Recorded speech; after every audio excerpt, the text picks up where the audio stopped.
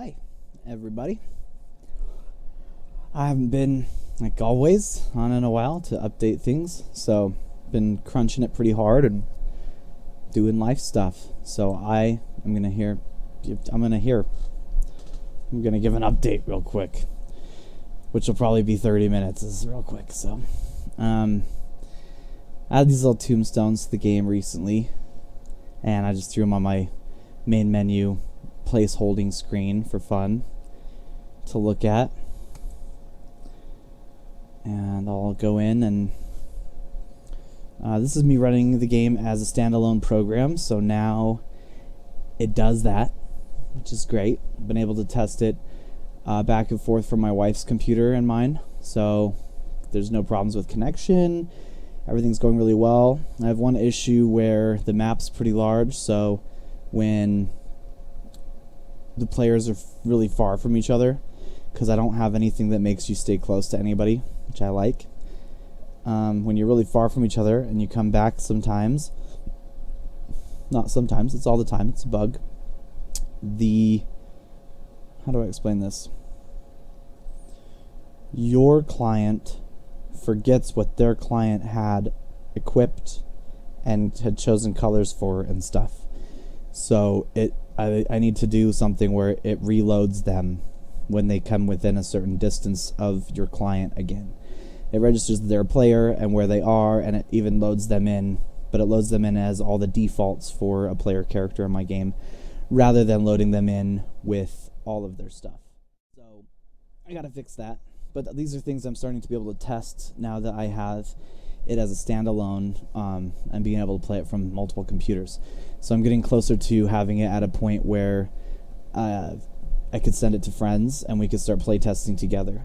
I just want to do a few more things so that it's fun when we play test together. And now that I've got my business license and stuff, I'm just deciding on if I need to have an NDA go out with those for my friends to sign before they play, or if I should just let them talk about and expose whatever they want. And I'm not sure what I'm going to do yet. I'm getting advice from some different developers on reasons why to do and not to worry about both. So, yeah. I'm going to just go straight to loading my previous file. I don't have it load automatically when I go into the game yet because I don't want it to. I want to be able to debug and stuff. So this is a little area I've made, and I don't think I've shown any of this. So everything in this little area I crafted as I've been play testing myself, so I didn't place anything here as a developer. The map was here, like the environment, the grass, the forest, and the rocks, and like that one little rock and stuff. But I didn't place any of these structures or anything, so this is all player built just to test my crafting stuff and make sure that all my recipes are working and obtainable, and that I don't have in my code like missing ingredients that I made but forgot to actually put in there. And that's really important. So every time I add stuff, I play test it to make sure that I'm not missing things. These are my little siege tents. They're kind of like an upgraded version of the first types of tents the player will be able to build when they start fresh and have nothing. And a little fire pit. I've already got fuel in it. And the grass you see is growing through it. So I'm going to do some stuff to make sure that grass doesn't grow through like objects you've placed and everything. But for now, that wasn't a big... I've just been doing such bigger things. It hasn't been that important to me, and it doesn't seem like too hard of a fix. My equipment too is different colors, pretty cool. And a new thing I've done is work on that die system.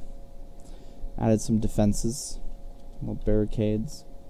I've added a lot of models, tanning rack and stuff, and they all function to where you can use them for things.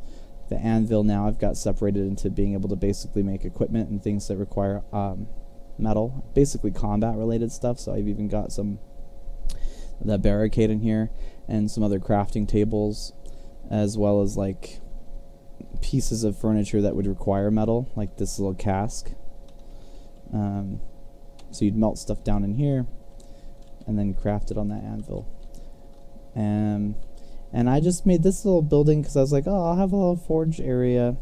And then I made this as my little storehouse, where I've also got things to brew with, a coggle pot and a mash tun. And then I've got a little storage trunk for some ingredients I was playing with, and a little carpenter's bench. I need to research how carpenter's benches really work and what are all the things they actually... I mean, I don't know a lot about carpentry, so I need to make this bench more realistic, because right now it just looks like a face. But you know, when I make all the models myself, sometimes I don't draw up concepts or anything. I just kind of open Blender and turn a cube into something. And I really like how on my floors I've left a gap, so you could see it, if somebody was sneaking up on your little town or something and like hiding underneath, you could see them from the floors. I think it's cool. And you could see the light reflecting off of them, you know.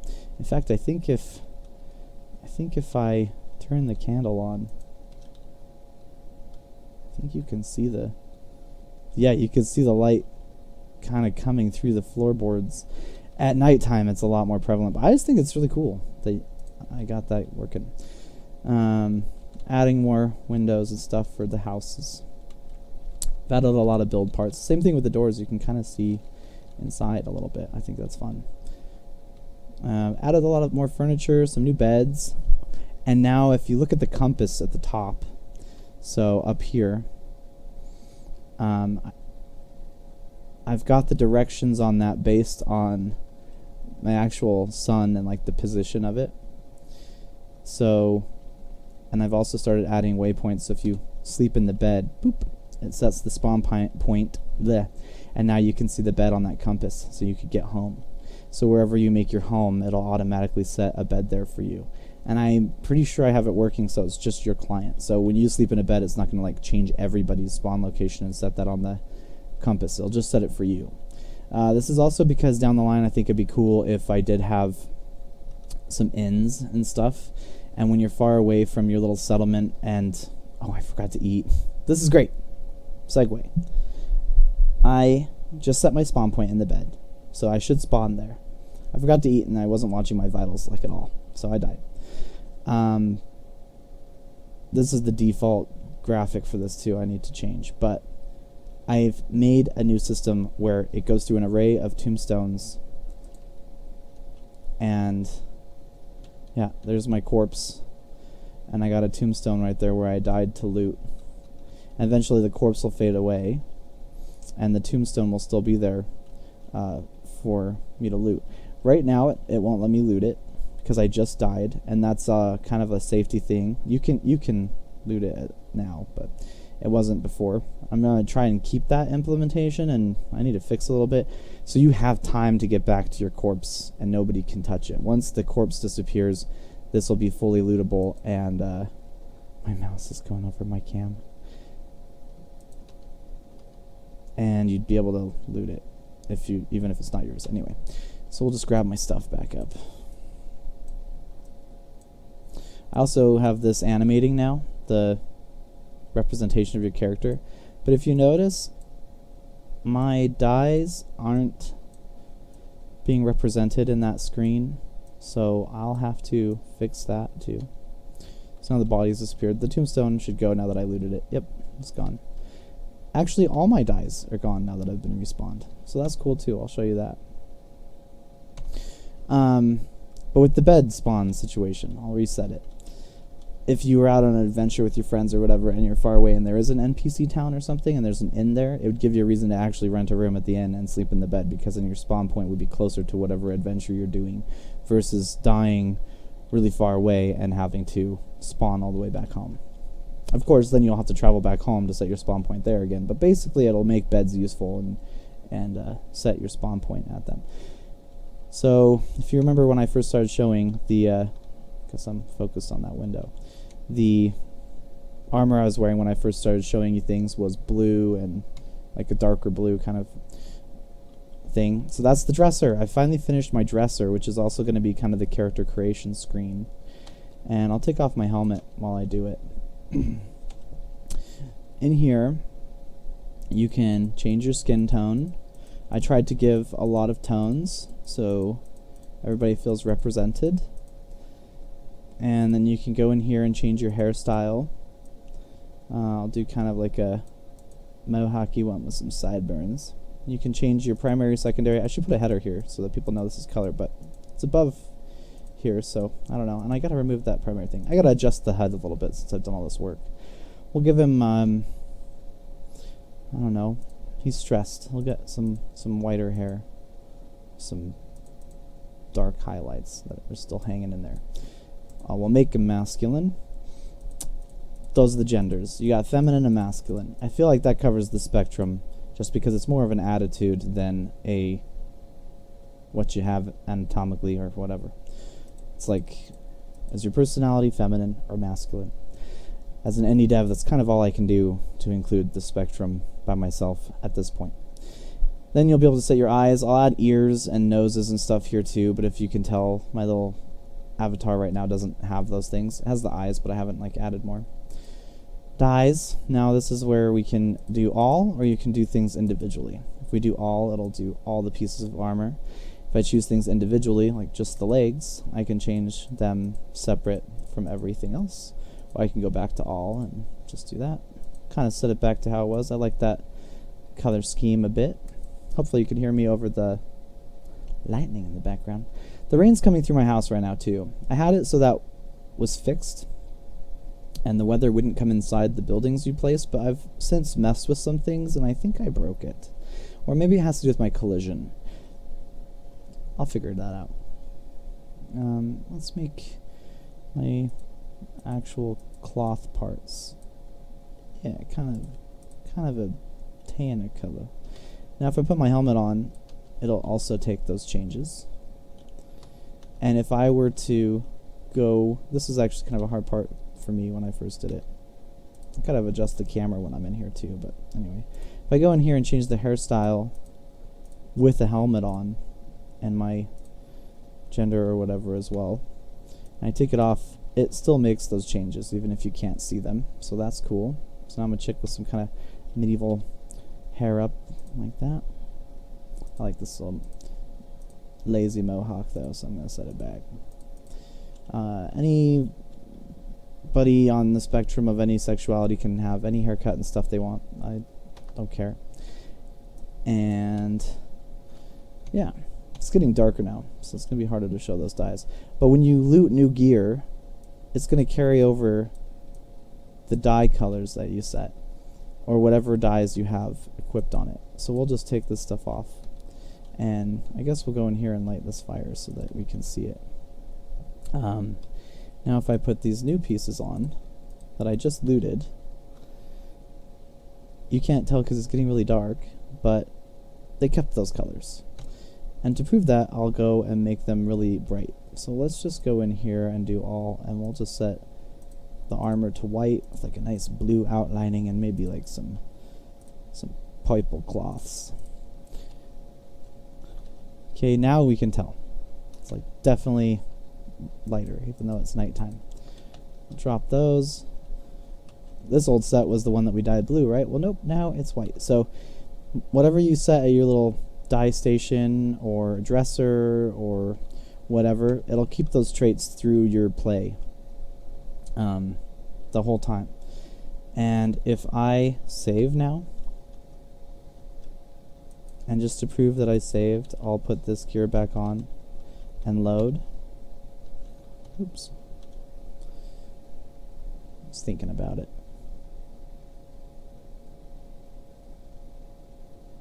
Ooh. I need to put a loading screen there while it does all that. Then the gear's back on the ground over here. Those dyes were saved, and saved that the fire was on and all that stuff too. So saving is working really well now. I like this outfit though. I think I always kind of wear this outfit when I'm showing people stuff. So yeah, I've added a lot of stuff. Been adding a lot of furniture. You can craft all of it now. I got a little library I started building up here. They all act as storage. Open the window and see out. The way I do my models and UV unwrap them and do their materials. I have some light map issues, so which I'll show right now. And sorry if I have kind of a lisper. I'm talking weird. I just had dental work done, so the light maps are a little bit funky on some of my things. You can see these lines here on the tent. That's a light map issue. So I can go through and fix that, or I kind of started liking it almost. I know people who know game design will be like, that dude messed up. But it almost gives it kind of even more of a comic booky vibe where it looks cross-hatched, or you know what I mean? Like in a comic book they used the little lines for shading, so I almost like it. But maybe I'll do it in a way that is more purposeful, so it does it in my post-processing effect or something. So it's kind of fun just play testing it with you guys, seeing the things that are broken and things that work. Now,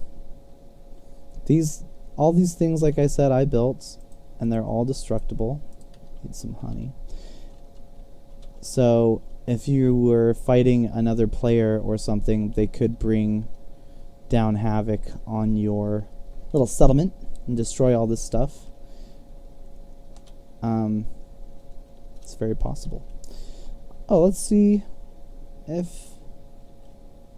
we can see the light through the floorboards better now.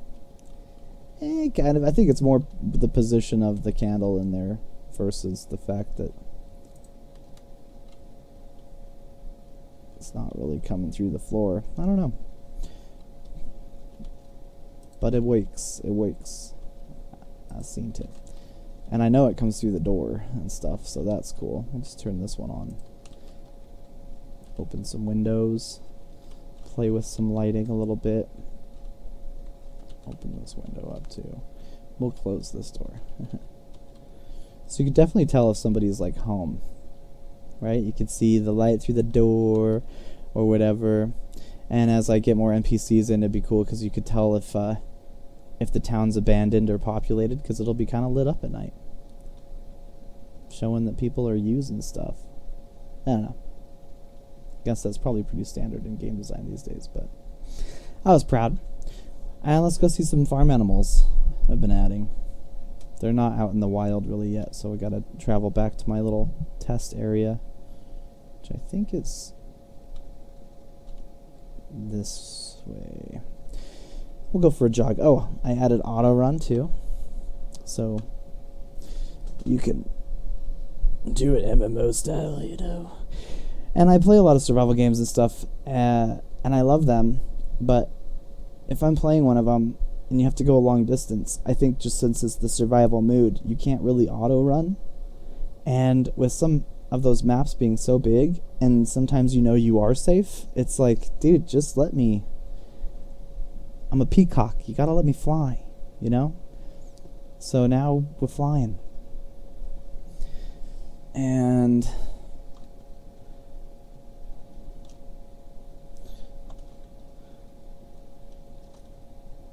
yeah, just checking the time. Should get a little brighter at night here. I can't decide. You see that when I switch cameras? I get a shadow back on my lantern. And I know how to fix that, but I can't decide if I like that or if I don't like it. This is what it looks like without it. You get more light from it. This is what it looks like with it again from the other direction. This is what it looks like without it. Without it, I think is probably better for people's eyes. But I think Sea of Thieves does that. They let the shadow do its thing. And it would be better with some different lanterns and stuff. This model might not be the best for it. So maybe that would make you want to get different lanterns. I don't know. But we don't need it now because the sun has fully gone down and the moon is up somewhere. There, I guess. And it's not too cloudy tonight, so it's pretty bright. But that moment where the sun and the moon are switching who owns the sky, it can get pretty dark. Am I going the right way? Got lost in my own world. What do you know? Then at midnight, I know it's midnight because the notification popped up, the day changed. Just kind of don't want you to see what I'm drinking. Lord forbid. Let's sprint a little bit. I think I'm lost. I think I lost my goal. My little outfit's looking kind of pink. Kind of like the Barbie night. White and pink. I need more pink. Oh, I found it. This is my little test zone. It's a failed castle I made, and I'm going to redo all my castle build parts because I don't like them. I don't like them. The idea's there. Oop. It's going to get darker. Got a little cloudy. Maybe we'll get a little storm in here, you know? Maybe we'll get a little storm. Bring that light back out.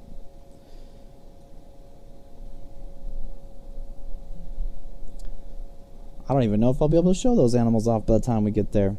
It's alright, we're at 21 minutes. I should probably call it soon. I thought I'd show you all the stuff I've been working on instead of just talking about it a bunch.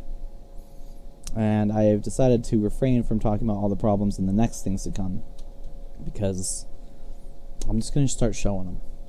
I'm developing faster and faster, so there's a bunch of different kinds of grains you can harvest to make bread and stuff.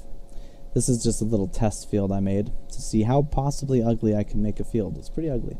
I need to work on my fields. Fielding. Oh, that was bad shadows. Those castle build parts I need to fix.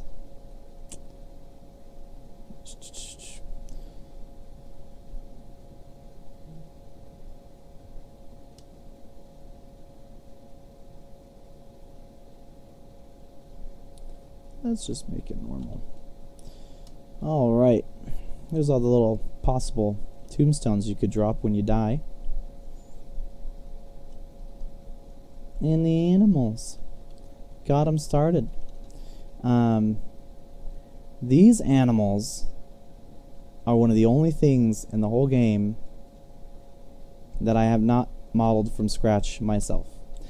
What I did do is I saw them on the Unreal Engine marketplace, and I talked to the guy who made them, and I asked him if I could get the source files and that I would pay for them. And then I bought the source files, which he did use Blender to make them, and that was my big question. I said, did you use Blender for this? And if you did, can I buy those files so that I can adjust them in my Blender and not mess up their skeleton or their rig or their animations, so that then I can use my own materials on them and do all that stuff from scratch from their personal UVs and make them my own without having to. I've been working on this so long, I don't know if I can go through and model every single little animal, but I'm gonna all the people and stuff is all still me. But these little animals are not modeled by me. But it's great that I bought them, because this cow has horns. The bull has horns. The calf does not. So now that I bought the source files, I'm going to take the horns off this cow, because it has horns and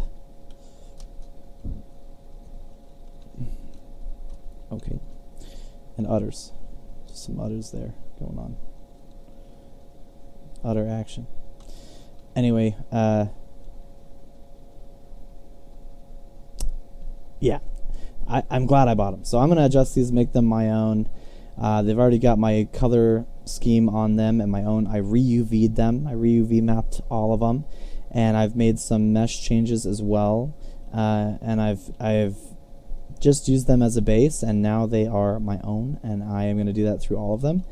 And the glory of buying those files too is I have a system for mounts that's coming that I'm working on. So now I could also make like a ton of crazy mounts if I wanted to, like riding a giant chicken, you know? I could do that. Or a big pig. And if I just bought the assets and I didn't know how to do everything I know how to do, then they would just be what they are. But since I know how to make them and I bought the files to save me some work, now I can save that time and put it towards greater things like husbandry and all that stuff. And they are killable right now, even though they're not animated and they're just standing there. They do have health, and I could pull out my weapon and smack them, and then they're converted into a container and they're lootable. And I'm not going to do that right now because there's no death animation in it or anything, and it looks really bad. Yeah.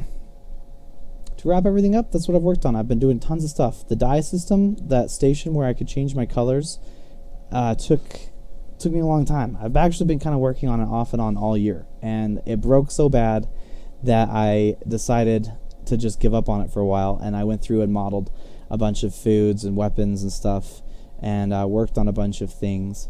And then it's kind of what I do. If I start working in Blender, I work in Blender a lot, for like a month, so that I'm all warmed up, and I'll just model and rig and animate and UV things and just pump out a bunch of assets.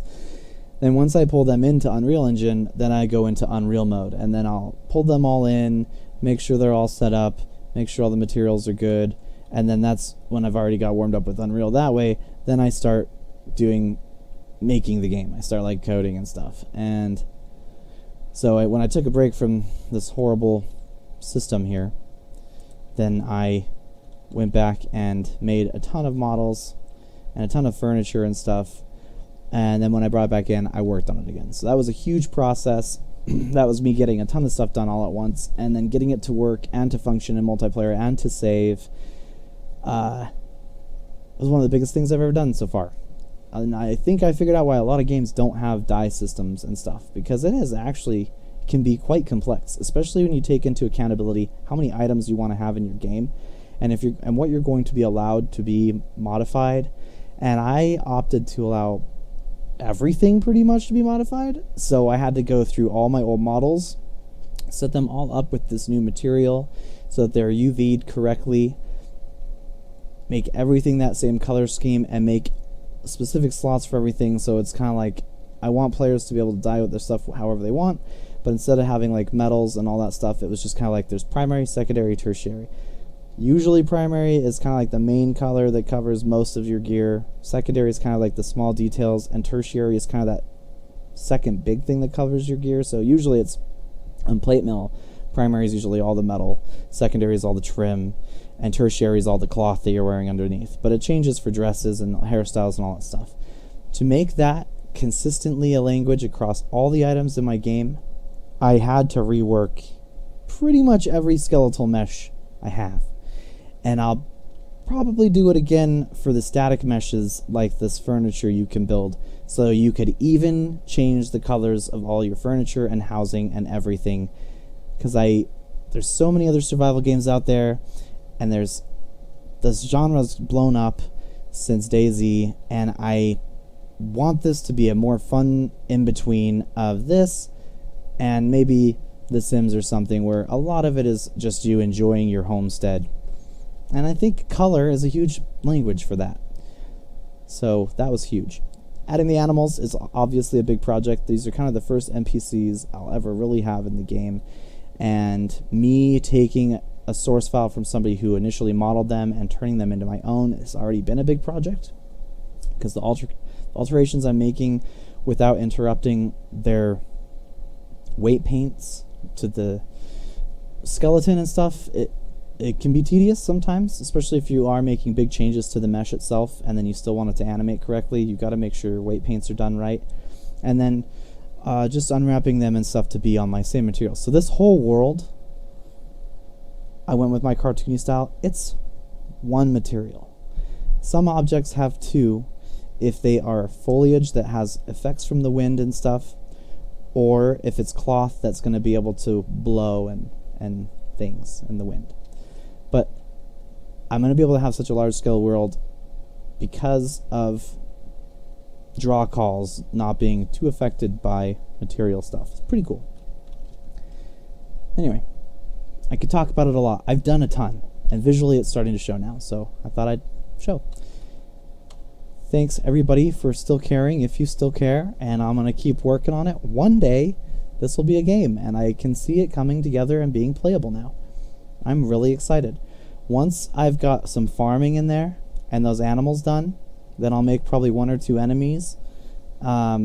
then I'll send it to friends. Some people have been asking. That's the point when I'll probably send it out. I got to rework my map too. This is just my test map, even though it's large, so that it is more believable and has things outside of it. You get to the edge right now, it just drops off to nothingness. I want to make it more of a world. So yeah, it's coming. Thank you for watching and taking the time, and I hope this was entertaining. It was basically live because I'm not going to edit it like at all. And I'll see you next time I have more stuff done. The pinkish purple white knight says goodbye. Goodbye. Bye-bye. See you next time. See you next time in probably like 6 months. That's my posting schedule. Goodbye.